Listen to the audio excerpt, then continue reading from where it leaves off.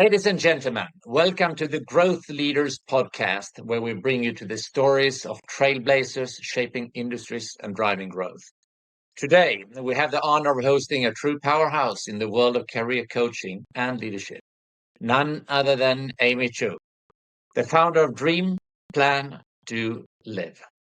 With decades of work experience in leading roles at tech giants like Google, Cisco, and TikTok, Amy has been the guiding force behind the success of countless professionals.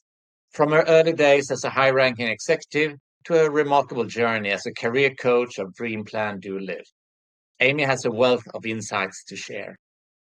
So join us as we embark on a deep dive into Amy's leadership journey, exploring the challenges she faced, the experiences that shaped her, and the invaluable lessons she's learned along the way. And we can't wait to unravel the wisdom she has to offer on the Growth Leaders podcast. Most welcome, Amy. Thank you, Peter, for that super kind and nice introduction. Very happy to be here. Thank you. Yeah, and I'm excited. I spoke a little bit before. I said, here's a person I really would like to interview. But before we start here, where you are right now, what's important in life for you right now? I am happy right now. That's the first thing I'll say. I am pursuing my own dream. Like you said, dream, plan, do, live, right? I'm pursuing my own dream of being a coach and helping people find their own fulfillment and find and pursue their own dreams. Um, It's been an interesting journey since I quit the corporate world and pursuing and building up my own coaching practice. Um, it's a lot harder than I expected, but I feel so energized and happy while I'm putting in the hard work because I know it's aligned with my value and my purpose. Was it a hard decision taking that, jumping off the big corporates, and we'll get into that soon. But it must have been a pretty big decision. It was a huge decision. I think I lost sleep for days while I was making the decision. The seed of me wanting to be a coach has been there for a long time. I would say for a few years, ever since I became a manager, because I knew developing people and helping other people grow and thrive is something that really gave me energy and really made me feel more fulfilled with my own life.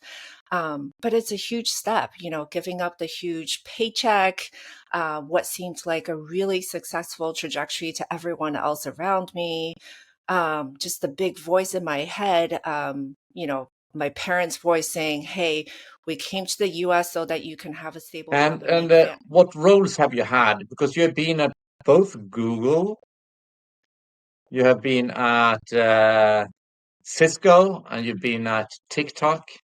So what are the roles you have had there? Because I know some of them has been global also. Yeah, so my earlier roles was at Intel and Cisco, and those were individual contributor roles. And my role at Google, I started as an individual contributor, but the 10 years at Google is when I moved from an IC, individual contributor, to a first line manager, to a manager's manager. And then after Google is when I joined TikTok and I became an even more senior leader there, leading their global product manager teams for small, medium businesses. So I've always worked for global companies, and these global companies had global teams, and I've always been managing global teams. What made you take a decision to become a career coach? I mean, there must have been, it could be, your history, it can be that pursuing dreams, as you say. But I guess there is some other stuff also in there because, yes, what can that be? Yeah, like I said, becoming a coach, I think just thinking back, what I really enjoyed about becoming a manager and being a leader is really investing in people. And I have seen time and time again that I truly believe if you invest in your people and show them what value you can give them, and how you can help them grow, will actually give them the opportunity to deliver even more results and higher impact for you.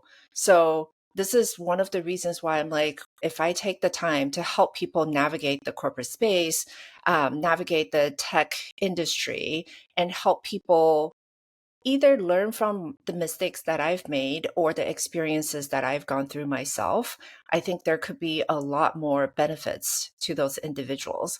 And also along the way, I've gotten a lot of feedback from people as well saying that, at school or when you're playing sports, you always have someone you can go to be like, okay, what am I doing? What game am I playing? How can I navigate this world better?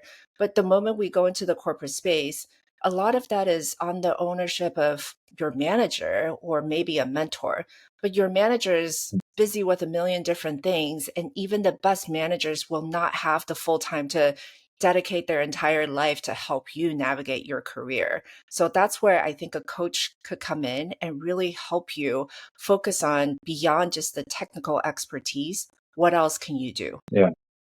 Yeah. When you look at, I mean, building up a new company, it is, as you say, and as we all know who has been in there, a stretch. I mean, you have the vision, well, that's going to take 2, 3 years, but reality is normally 10 years. That's where you set the site to work, and you will have a beautiful journey on that. Who is your target people? If you put it in ideal customer profile uh, within companies, if we take size of companies, and what are the typical, is this leaders to come, or is it mid managers, or well, how have you locked up that key, or Well, which key so have you used? yeah, yeah, great question. I think the first thing becoming a coach, everyone is asking you, what's your niche, Yeah. or your focus? I think for me, this could evolve over time, but right now I'm targeting mid-career folks that are in the tech space who are trying to navigate to either figure out what's their career next step or trying to figure out why are they stuck and they're watching all their peers moving up and they don't understand why they're not, or trying to even define what does success mean to them, because a lot of times people will say, I want my career to grow, I want to be successful, but when you ask them what does that mean to them, most of the time they don't have a great answer.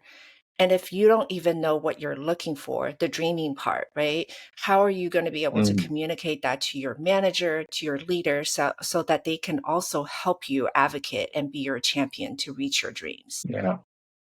Because as you say, but being a coach here, and we can talk about individual, because coaching has become very popular, and clearly becoming and being a great leader, you have to know yourself first before you can start knowing other people fully out there.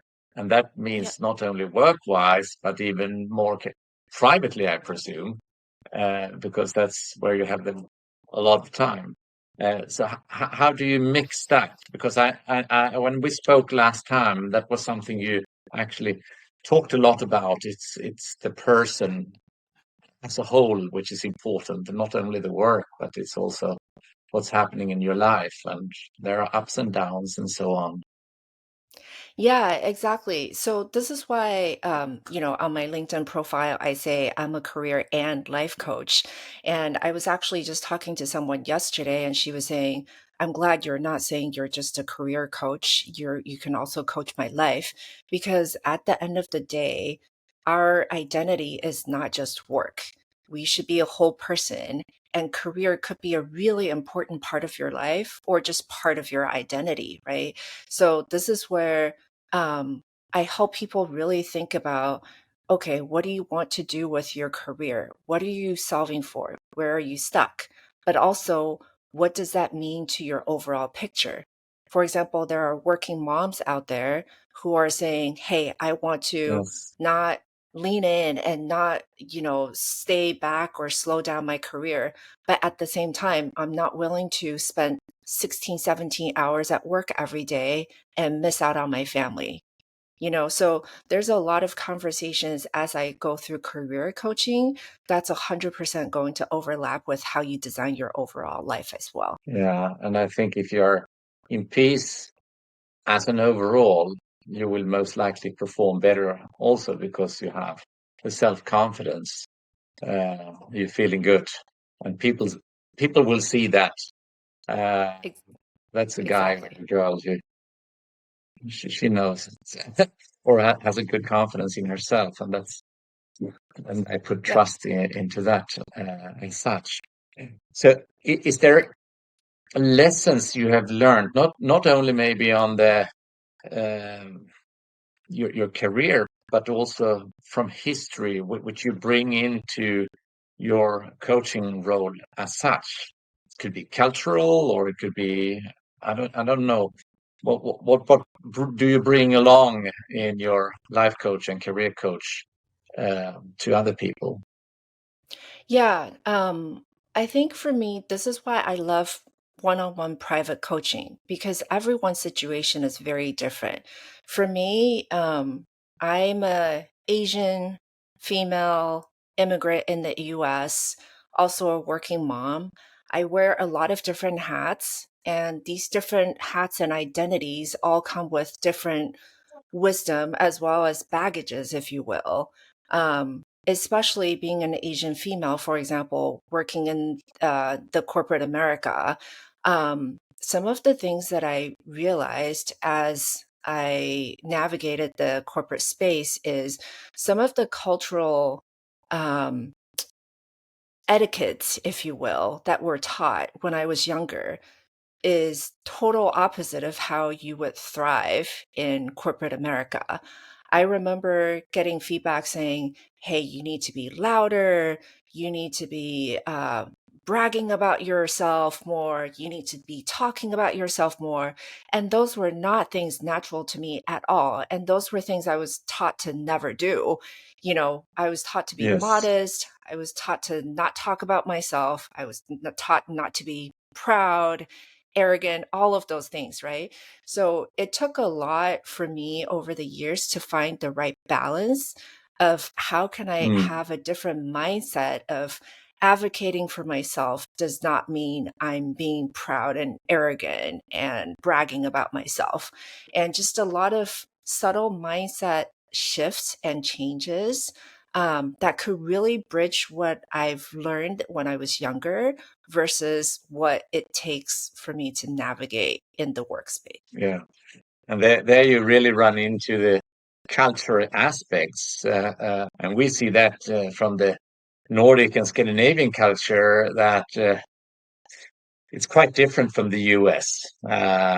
It's louder in the US, etc., than it is here. Then we can clearly make our voices heard too, but it's in a different way. Uh, Exactly. and both are good, but you have to understand, and then, as you say, you have to find your own mode, which you are proud of. Yes, So exactly. that's great. And I really liked that book, Culture Map by Erin Meyer, where we're not even Yeah, I talking know about, that. yeah, not even like Europeans are different from Asians, but like Asian countries and European countries and American, different places.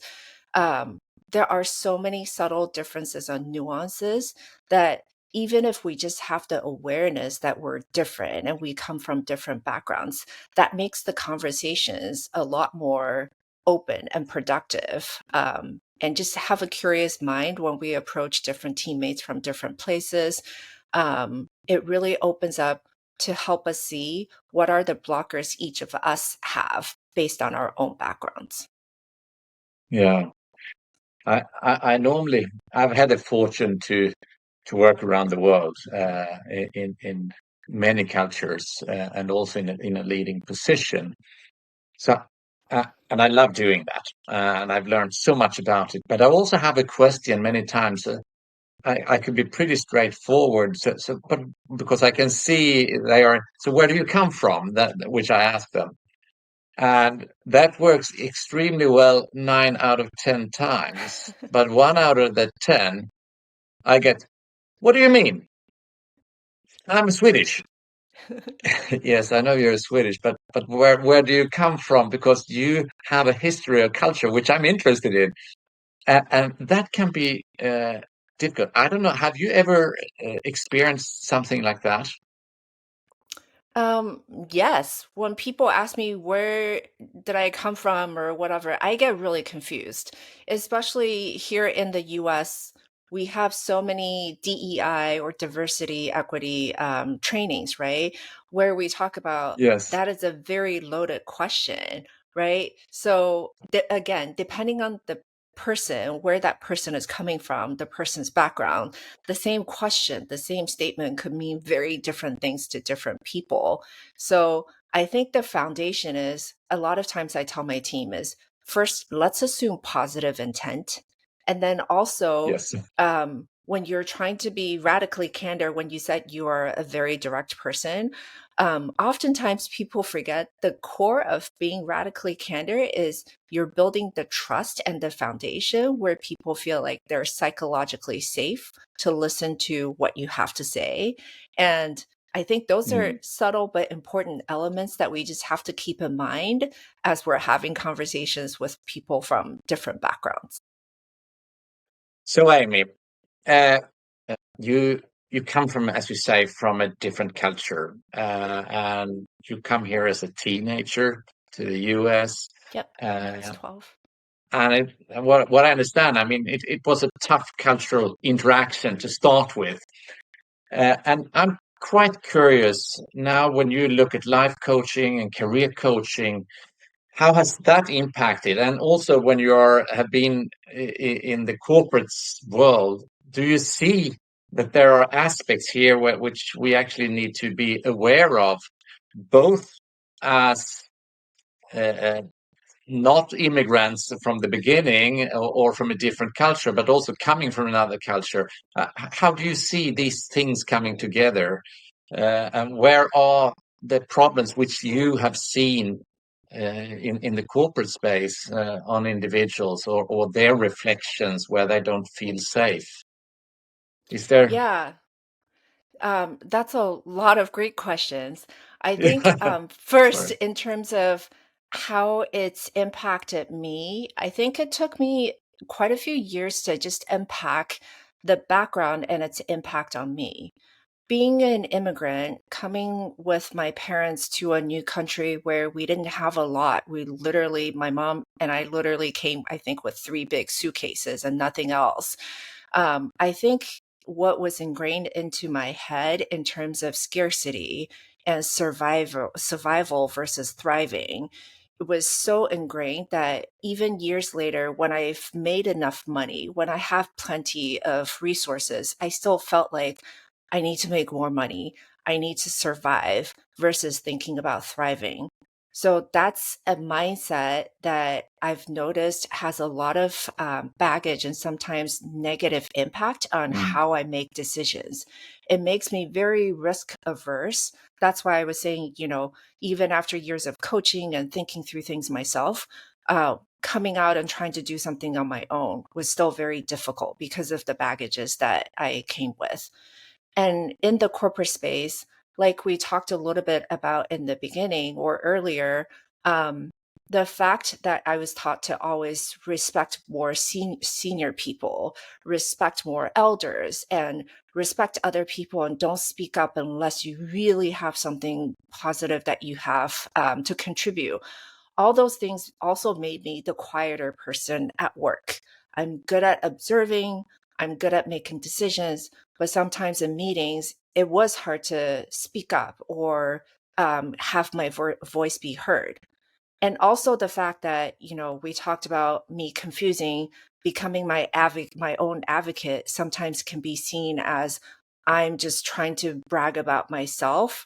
Those were all baggages I had to work through in order to be more successful in the corporate space because all of those things are things that are counterintuitive to what I see with people who are better at navigating the same space. And now you are really into the position helping people grow, either in work or inside. So far, what is it that you see amongst those people you're coaching? What are they looking for? Where is there an insecurity, or where do they want to develop? Yeah, I think there are a couple of themes. The most common one is definitely, what do I even want in the first place? Because I think this is where I was only half joking with some of my friends saying, I totally understand quarter life and half life crisis, or, better now, because I feel like our entire lives, sometimes we don't even think about what we want. We just think about what other people told us we should do, and the path we should be on, and what's deemed as success by other people's definition. That as people become more and more established in their career, that's when they start to think, how come I don't feel fulfilled, even though I have a better title, even though I'm making good money? So that's a theme that I see pretty Mm, common. The other one that I see pretty common is definitely this whole advocating for myself theme, especially mm, for Asian women like myself, or other people who have had similar backgrounds, even if it's different, but similar backgrounds that gave them that mentality. It's a lot for people to work through, to think about, how do I become better advocates for myself? How do I find champions and sponsors at work, so that they can be my advocate as well? That's another theme. And at the end of the day, having the courage to take risks and going into a bit of an unknown as they're trying to pursue their dreams, that's also mm. another area that a lot of people struggle with, because our brains are wired literally for survival, not for thriving, right? So a lot of times people are thinking, hey, I should just not rock the boat and be in this stable place that I'm currently at. But the problem is, we know there is no stability in corporate America with all the layoffs and all the random, Mm. things that's happening. Nothing is really stable. So I tell people, this is where you really need to think about how you can actually own your own career and own your own destiny, Mm. versus just hoping that the other external factors you have no control over will stay the same. There is one thing, you have this dream, plan, to live, and the dreaming is so important. Um, we spoke a little bit about this previously, but when you have a thought, or when you are thinking about something, and you can also imagine, someday I would like to do that, or whatever it may be. It can be work-wise or private or a combination. Hmm. There are a few things happening in the mind, and that's where we started to work with the subconscious. Hmm. And the subconscious is a super strong survivor. It Yes. guides you even when you're sleeping. It guides you when you meet people. It guides you what to read. If you have been thinking these positive thoughts, which we many times call the dreams. Uh, but dreams, not everyone, but most of them, they can become reality. And I've seen that so many times coming through, and I guess that's also what you are pursuing right now. It's a dream you're putting into reality. Uh, and I think if you have the chance speaking with people and have them to understand how the thinking actually works, and when you have something, a dream or a thought, it will guide you. I mean, next year maybe you'll say, "Oh, there's an article. Yeah, I know that's exactly what I would like to," and you read about it, and then you say, "Oh, there's a guy. He's studying on that," and then you get connected. So, so many things, and then maybe after a few years, then you're there without, the active looking because it's working for you. Does that resonate with you also? It resonates hugely. I was actually just reflecting recently of how all of these different seeds that I planted over the years into my subconscious are now all coming together. I think one thing I tell people is, as you're dreaming, you need to have as clear of a vision as you can of what is this life that you want. Imagine your career and life goals and what does fulfillment look like to you as clear as you can. And it's okay if it doesn't come overnight, right? Because for me, this coach vision, like I was talking about earlier, the seed was planted years ago, but I didn't know it would be coaching. I just knew what brought me more fulfillment was to work with people and help other people find fulfillment. And I know Mm. I'm good at it and I can do this, but I didn't know it would be coaching. So there's a lot of, it's okay to give yourself the time and the space to really dream and tell your subconscious, hey, I have this idea and this is something that I want to think about and dream about. I'm just going to put it here and let your subconscious do the magic. And I know it sounds a little crazy, but I am seeing the benefits of this thought process now, especially as I'm trying to live my dream and continue to evolve my dream. I think what you're saying here is so great, and with your background experience, both from the corporate world, from your cultural perspectives, your own experiences, I would just say from Short Learning Solutions, we would love to work with you moving forward because in reality, Thank you. what we are talking about also is the soft skill side. Uh, that is, we have it all, but depending on culture, etc., we have it differently incorporated in the body, and sometimes it needs to be highlighted and talked about in the different roles. It's such a great having you on the Growth Leaders podcast and getting your views, your insights, and not at least seeing your dreams coming live, working with other people and making them successful along. Thank you so much, Amy, for today. Thank you so much, Peter. I hope everyone can dream, plan, do, and live their lives. Yes, indeed. Thanks.